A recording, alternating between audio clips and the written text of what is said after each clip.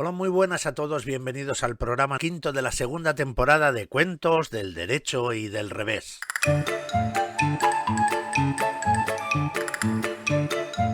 Y comenzamos como hacemos siempre saludando a nuestros queridísimos amigos El Pirata Burete. Hola, muy buenos días a todos. Venga, vamos con otro episodio del podcast. Y a nuestro querido Perro Parkinson. Hola, muy buenas, Julianini, y muy buenas a todos nuestros amigos y amigas. Hoy, ¿qué tenemos preparado, Julianini? Que te veo nervioso, ¿no? Te veo raro, ¿no? Bueno, pues mira, la verdad es que sí, eres muy observador. Porque es que hoy, fíjate, si normalmente estoy emocionado cuando hacemos el podcast, es que lo de hoy es que no sé ni qué decirte. Bueno, a lo mejor Julianini, mira, ves si es que está malo, está enfermo. No, hombre, no, que voy a estar enfermo. Lo que pasa es que estoy emocionado. ¿Por qué? Porque, bueno, pues por varias razones. Mira, en primer lugar, porque el cuento que vamos a contar hoy nos va a llevar a Oceanía, que era el continente que nos quedaba por visitar. Era una deuda que teníamos pendiente. En los cuentos del derecho y del revés habíamos ido a África, a Asia, a Europa, a América, pero nunca habíamos visitado Oceanía. Pues hoy vamos a saldar esa cuenta.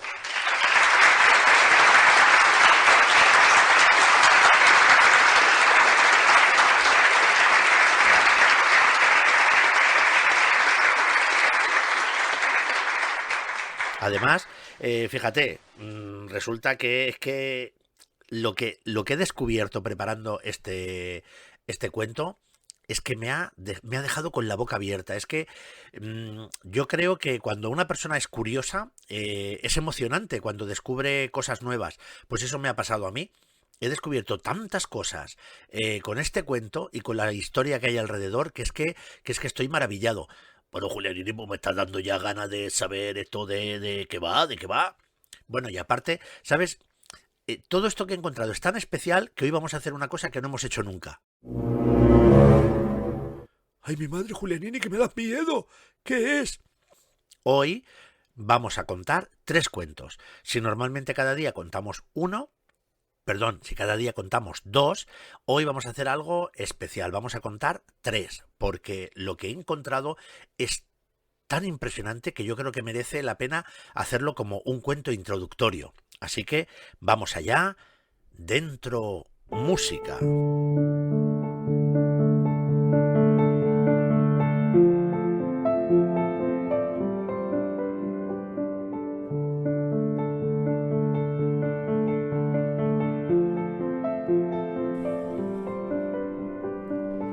Bueno, pues resulta que tenemos que remontarnos muchísimo tiempo atrás, aproximadamente en un periodo que va entre el 800 después de Cristo y el 1200.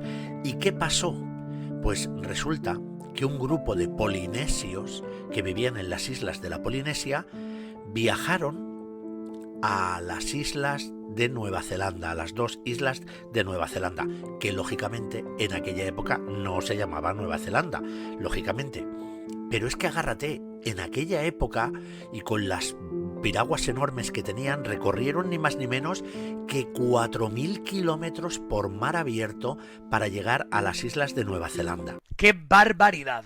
Que ellos, ya hemos dicho, no le llamaron Nueva Zelanda, sino que le llamaron, a ver si lo digo bien, Aotearoa, lo que traducido del maorí viene a significar la tierra de la larga nube blanca. Fíjate qué nombre más bonito. Oh.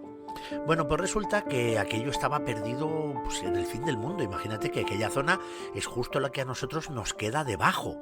El viaje más largo que puedes hacer es hacia la zona de Australia y Nueva Zelanda desde España.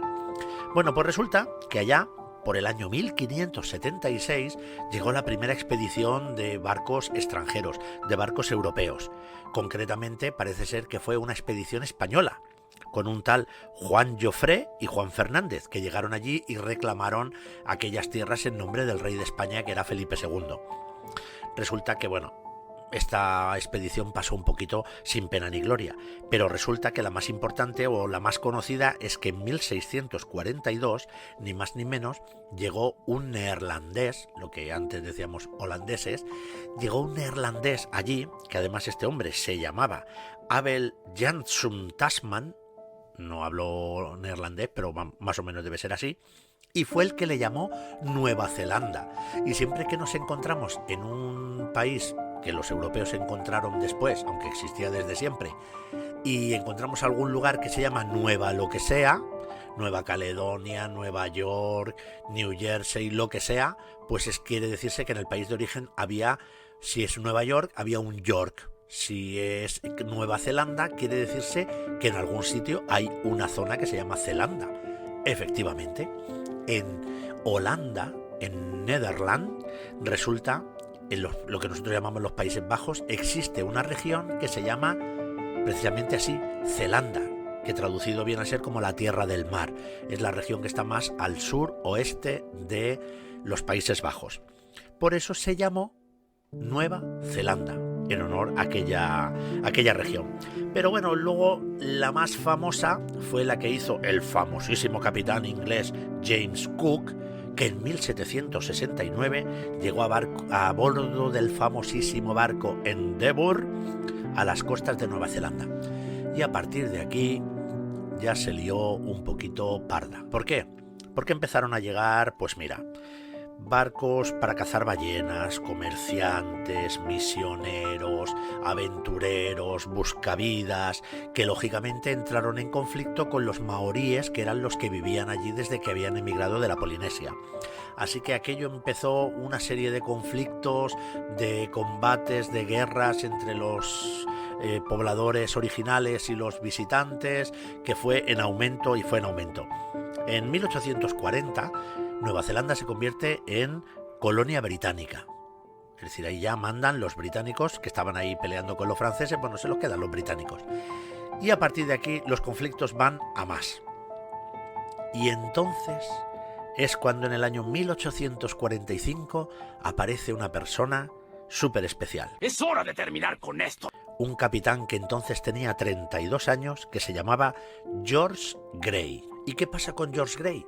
Que en medio de todo este conflicto nombran a George Grey gobernador de Nueva Zelanda. Allí llega George Grey con ánimo de apaciguar un poquito la situación. ¿Y qué hace? Lo primero que hace es convocar a los jefes maoríes, a los jefes de las tribus maoríes, para escuchar un poco sus peticiones. Lo primero que le llamó la atención a George Grey era que los jefes de las tribus maoríes eran unos narradores excepcionales.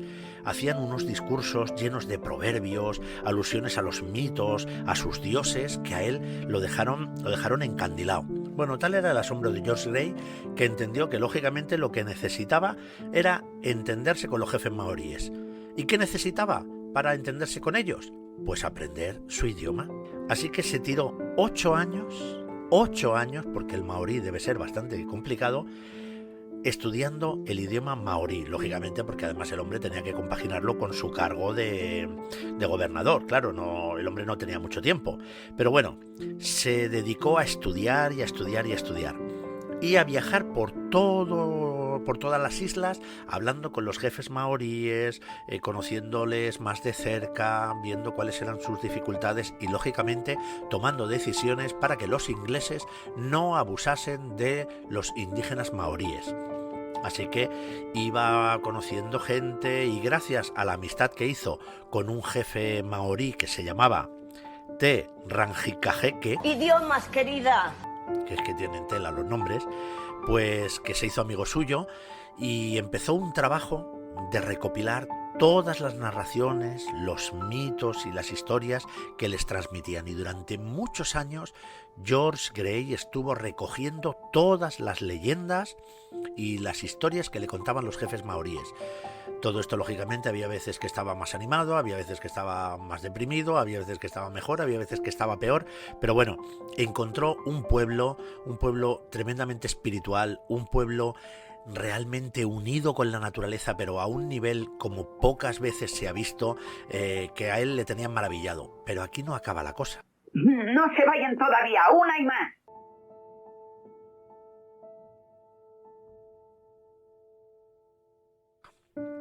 Resulta que un día se produce un incendio en su casa y todo lo que durante años había hecho George Grey se quemó. En aquella época no había ordenadores, no había copias, era el manuscrito que él tenía. Bueno, pues ¿qué hizo él? Pudo haber tirado la toalla, haberse dado por vencido, pero no, señor. George Grey empezó otra vez.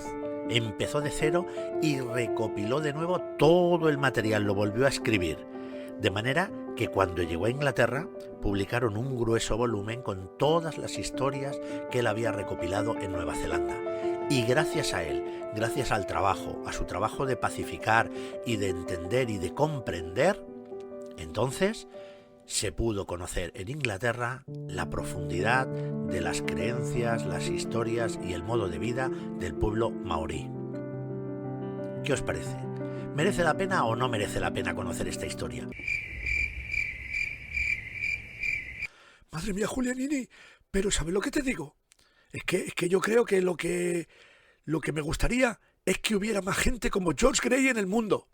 Pues sí, señor. Sí, señor. Yo que he viajado mucho, que he estado en muchos sitios, te digo que hace falta gente así. Gente que en lugar de estar buscando la gresca, esté buscando entender a los demás, comprenderlos, saber más y compartir lo que se tiene. Sí, señor. ¡Viva George Grey! Bueno, pues después de esta introducción, si después de esta introducción no tenemos ganas de escuchar qué cuento tenemos hoy, yo ya no sé qué vamos a hacer. Porque además el cuento que tenemos hoy es precioso, es maravilloso, es una lección preciosísima y se titula La piragua de Rata. Y esta es su versión del derecho. ¡Ay, qué amor!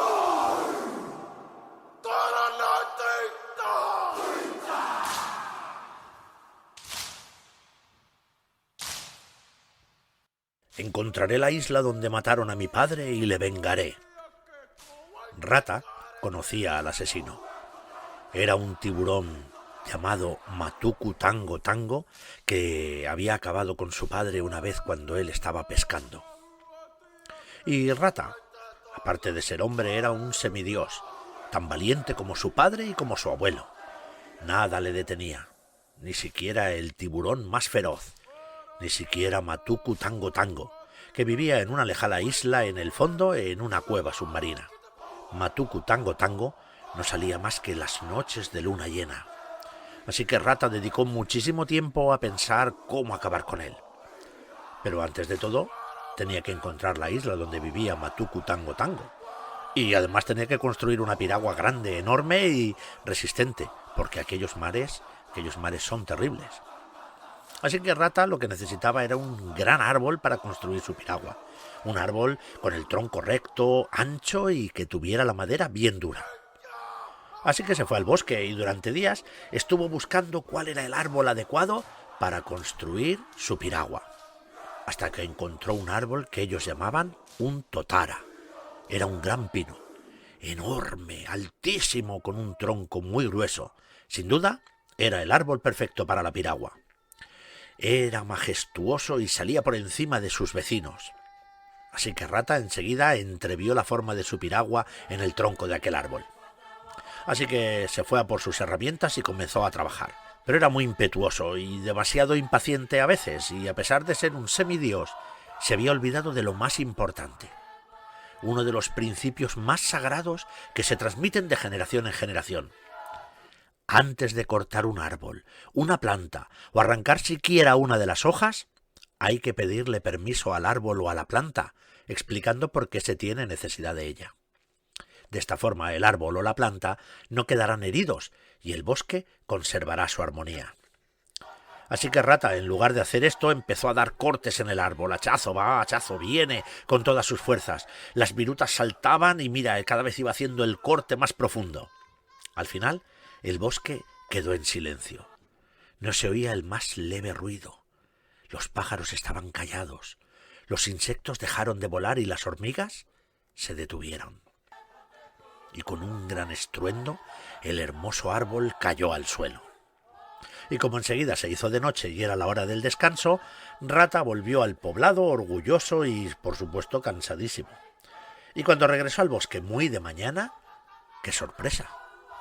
¿Dónde estaba el árbol? ¿Dónde estaba el tronco para hacer su futura piragua? ¿Lo había soñado? Pero si acababa de tirar al suelo un tronco terrible de totara. Pues nada, ahí estaba el árbol, otra vez, de pie y con todas sus ramas. Rata pensó si a lo mejor lo que había pasado es que se había equivocado de sitio.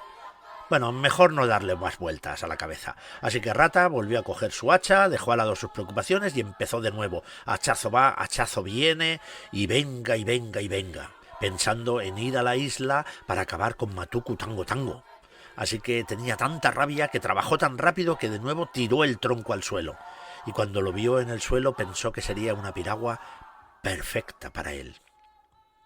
Así que, como ya se había hecho de noche, volvió al poblado.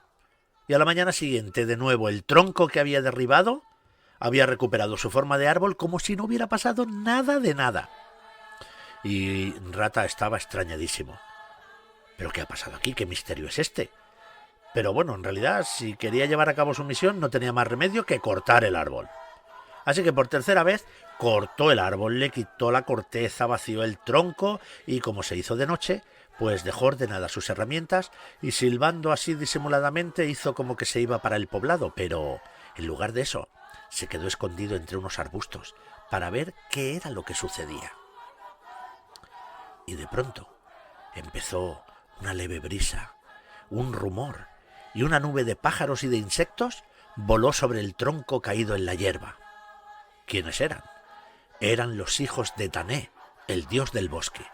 Estaban enfadadísimos ante semejante falta de respeto y estaban furiosos porque Rata no había pedido permiso a su hermano para cortarlo.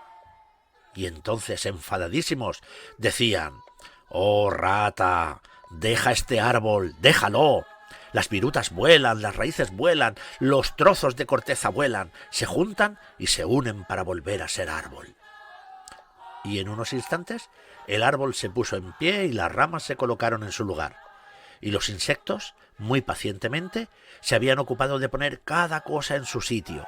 Y en ese momento la savia volvió a subir por el tronco y la corteza lo rodeó por completo. Cada pequeño trocito que había sido destruido por Rata estaba en su sitio.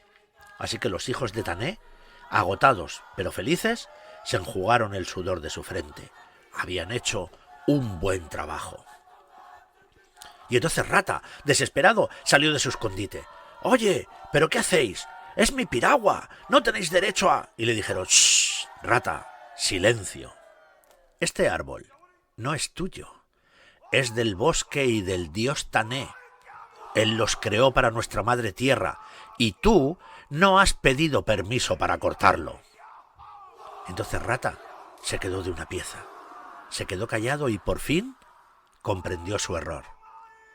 Y rojo de vergüenza dijo: «Perdón, no lo volveré a cortar».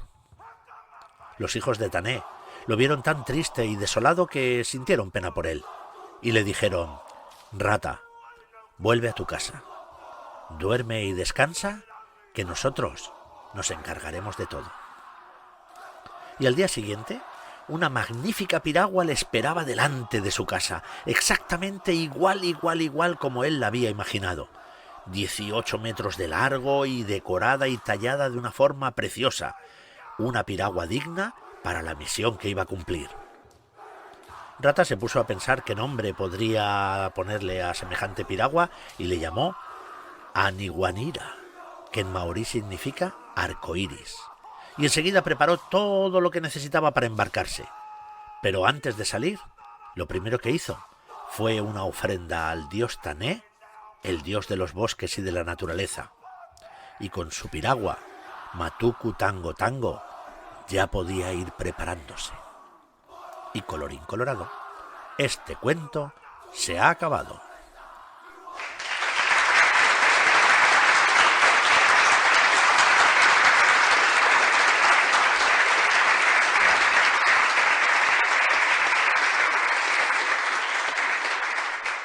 Bueno, y este es el momento en el que os pregunto siempre qué os ha parecido el cuento, Burete y Parkinson.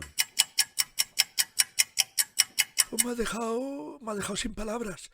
¡Qué cosa más bonita! ¿Verdad que sí? Sí, la verdad es que sí, Julianini. Mira que yo he viajado, y he visto cosas, pero esto que no lo he visto nunca.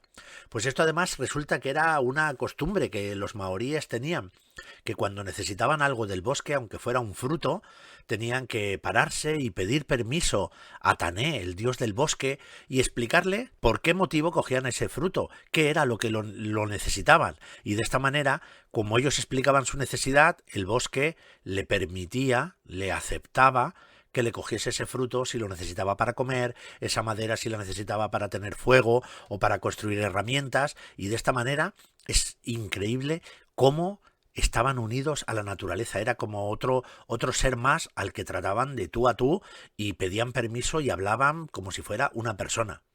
Pues la verdad es que sí. Y te he dicho una cosa antes, si la conclusión es que necesitábamos más gente como el Grey y el capitán, pues ahora te voy a decir otra cosa. Necesitamos también más gente como los maoríes.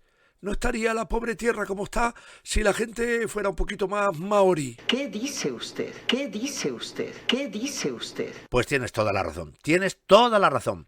Y ahora es el momento de contar cuál es la versión... Ya lo sé, Julianini. La versión del revés.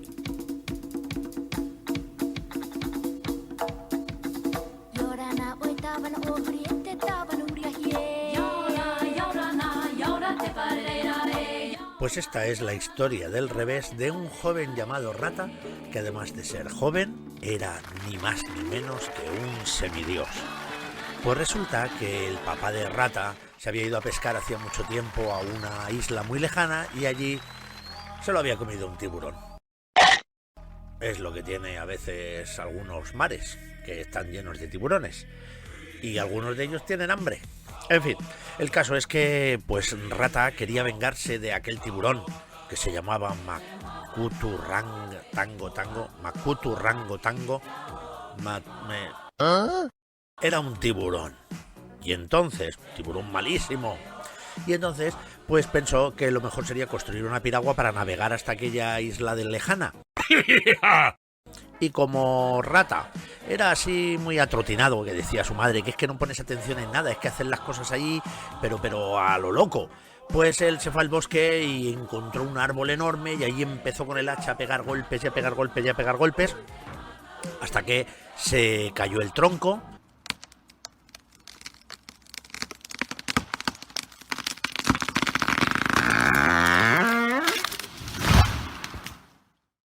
Y decidió que como se había hecho tarde, al día siguiente volvería. Pero cuando el día siguiente volvió, en aquel sitio no había ningún tronco, sino había un árbol exactamente igual que el que él había cortado el día anterior.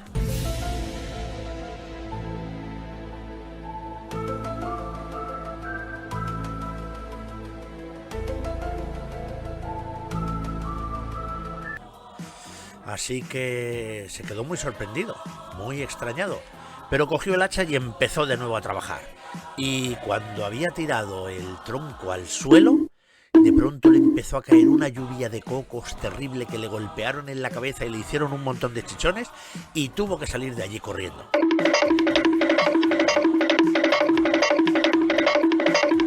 Así que al día siguiente regresó al bosque con la cabeza vendada. Y resulta que tampoco estaba el árbol. Bueno, el árbol sí, lo que no estaba era el tronco en el suelo. Estaba otra vez el árbol enraizado en el suelo y tan alto como siempre. Y aquello ya empezó a fastidiarle, así que con su cabeza vendada empezó a cortar el tronco. Y cuando lo cortó, empezaron a salir de la tierra un montón de hormigas rojas, de esas que te pegan un mordisco y pican a lo bestia. Pues empezaron a picarle por las piernas, que tuvo Rata que salir del bosque a todo correr. Y entonces tuvo que, al día siguiente, ir con unos pantalones largos para que no le picasen las hormigas y una venda en la cabeza. Y cuando llegó al sitio donde había encontrado el árbol, ya no estaba el tronco en el suelo. Otra vez estaba el árbol subiendo hacia arriba y aquello ya empezaba a fastidiarle un poco a Rata, que bueno, se puso manos a la obra. Y empezó a cortar y a cortar y a cortar y a cortar y a cortar. Y cuando tiró el tronco y vio que no salían hormigas rojas por ningún sitio, entonces le entró tanta sed y tanta hambre que cogió un fruto y lo mordió. Pero resulta que aquel fruto era un fruto venenoso. así que se le hinchó la lengua y los labios y ya no podía hablar, así que no tuvo más remedio que decir: bueno, pues volveré mañana. Así que Rata volvió al día siguiente, con su hacha, su venda en la cabeza, sus pantalones. Y la lengua bien gorda que no se le entendía nada. Cortó de nuevo el tronco, ya no sabía cuántas veces había cortado aquel tronco. Y cuando el tronco estaba en el suelo y él dijo: pues ya lo he conseguido. Entonces empezaron a salir montones de abejas que le picaron por los brazos y otra vez tuvo que escapar corriendo del bosque. Cuando llegó, mezcló agua y tierra y se hizo barro para quitarse el escozor de las picaduras. Así que él, que era muy cabezota, volvió al día siguiente al bosque, con su hacha, con su venda, con sus pantalones largos, Con su lengua que no se le entendía nada. y con el barro por los brazos y por la cara.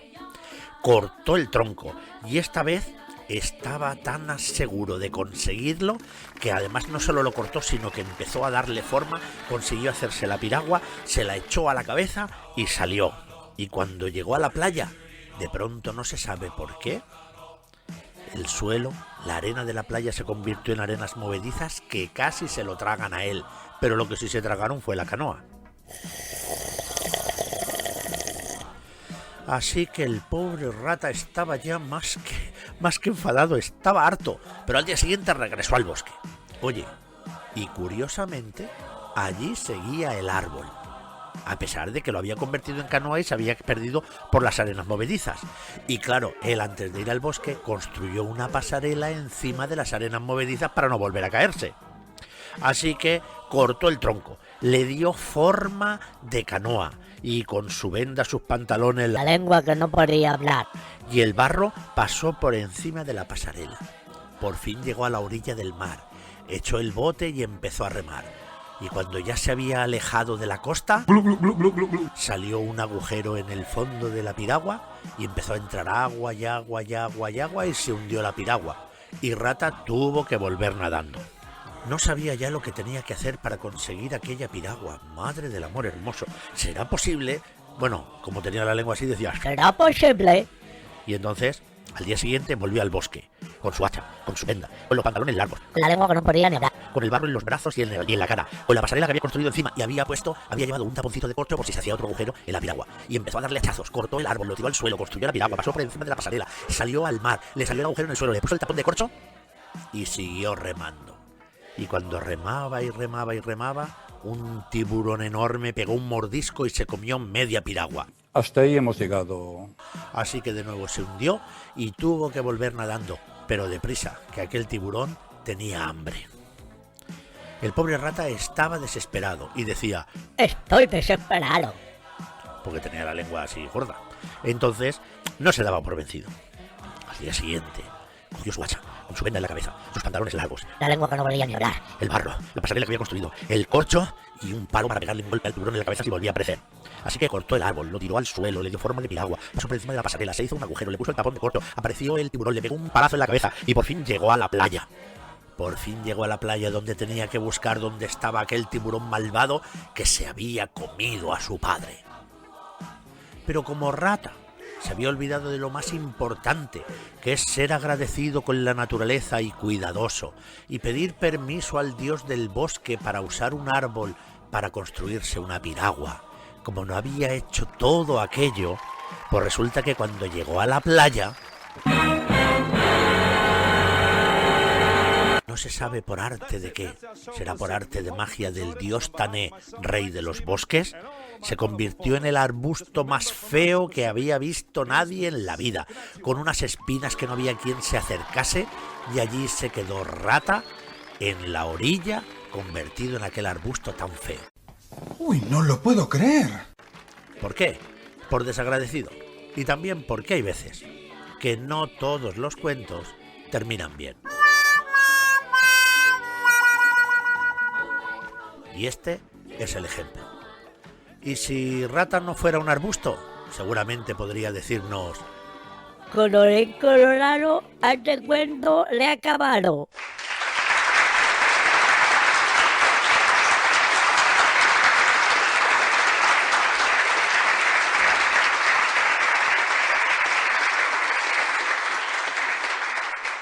Pues ya están contadas las dos versiones de nuestro maravillosísimo cuento maorí que se titula La piragua de rata.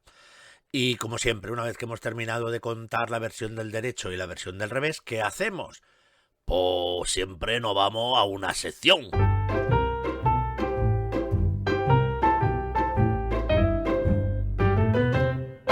La palabra del día. ¿Y qué palabra hemos escogido hoy, Julianini? Pues mira, hoy he elegido una palabra que hemos dicho en la introducción, cuando hablábamos de George Gray, y hemos dicho que se quedó encandilado con las historias que le contaban los jefes maoríes, que por cierto, he ido a la Real Academia y se puede decir tanto el plural de maorí, se puede decir maorí, maorís o maoríes. Fíjate que eso yo tampoco lo sabía. Estamos aprendiendo hoy, qué locura, de cuántas cosas estamos aprendiendo. Bueno, Julianini, céntrate, por favor. Bueno, hemos dicho que estaba encandilado. ¿Y qué significa encandilado según la Real Academia? Pues significa cuando se deslumbra a alguien, cuando impresionas de forma profunda a alguien, es decir, cuando alguien se queda fascinado, se queda maravillado, se queda embobado, pues con algo, pues eso se dice que se queda encandilado. A vos me gusta mucho a mí la palabra encandilado, que digo yo, no lo sé, que tendrá que ver a lo mejor con candil, ¿no? Con un candil. Pues mira, no lo sé, la verdad es que no lo sé y no lo hemos investigado, pero lo investigaremos. Todo el que tenga curiosidad, que lo investigue, que para eso está la curiosidad, es el motor del saber. Bueno, Julianini, no te pongas profundo. Julianini, un momento, vamos a parar aquí y de inmediato.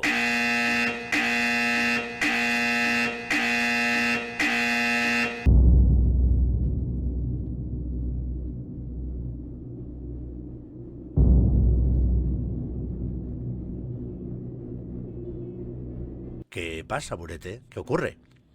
Yo tengo que preguntarte una cosa porque desde la semana pasada estoy... no sé, que es que no me puedo aguantar. Bueno, Burete, ¿qué pasa? Que me estás preocupando. ¿Qué ocurre? Vamos a ver. Cuando fuimos a comprarle la semana pasada el regalo al vecino que se va a casar dentro de poco... Sí, claro, me acuerdo perfectamente. Tú hablaste de nuestro otro vecino y dijiste el famoso dentista loco del bosque. Sí, lo dije, sí. ¿Y qué pasa? ¿Cómo has llegado tú a saber que el vecino que nos tenía un loco que no sabíamos quién era precisamente el famoso dentista loco del bosque que ha salido desde el capítulo 5 de la primera temporada, que era el cuento de Hansel y Gretel? ¿Tú cómo lo has sabido, Julianini? Bueno, pues mira, aquí es el momento en el que voy a haceros una confesión.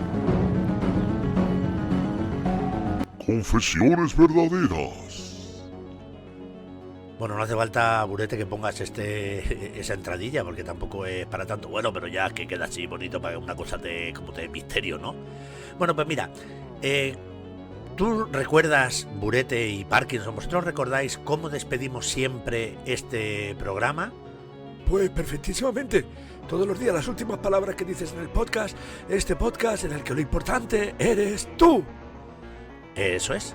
¿Y por qué lo decimos? Porque realmente estamos convencidos que lo verdaderamente importante del podcast son todos nuestros amigos y nuestras amigas que nos escuchan, ¿verdad? Por supuestísimo, Julianini. ¿Y qué pasa? Pues que una de estas amigas, resulta que hace ya tiempo, me mandó un audio, que voy a poneros ahora, que me dio a mí mucho que pensar. Se llama Iria y nos mandó un mensaje por Instagram que decía lo siguiente. Escucha. Hola Julianini, soy Iria. Quería decirte que la voz de tu vecino que os llama todo el día a la puerta se parece mucho a la voz de alguien que salió en el programa 5. Y una pregunta, ¿por qué Cacerolo no viene?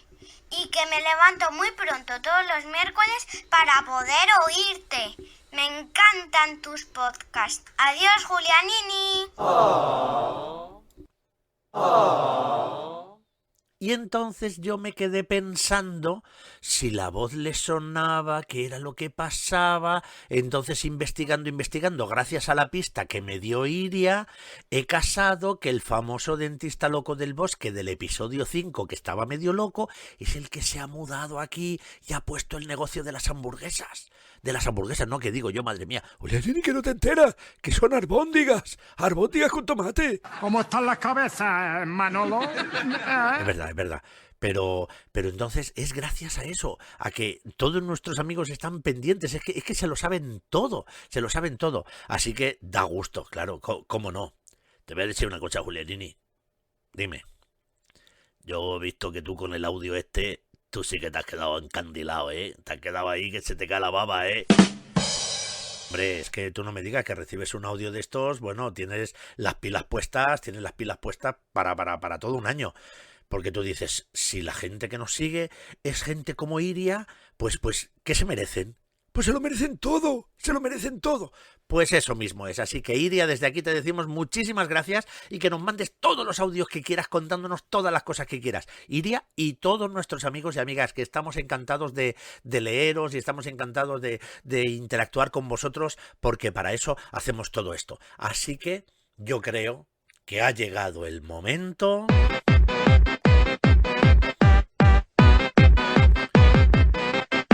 de decir, como siempre, muchísimas gracias a todos y a todas las que estáis ahí al otro lado escuchando este podcast, que hacemos con muchísima ilusión, cada día con más ilusión. Pero no lo olvides, el podcast en el que lo importante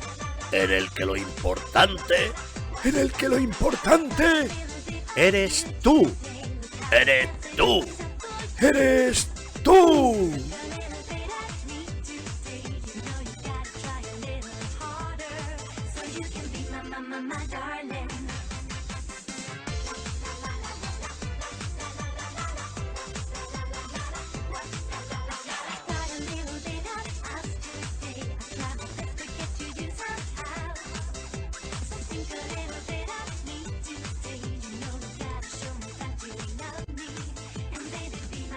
My darling, smile, have a little smile, let's enjoy the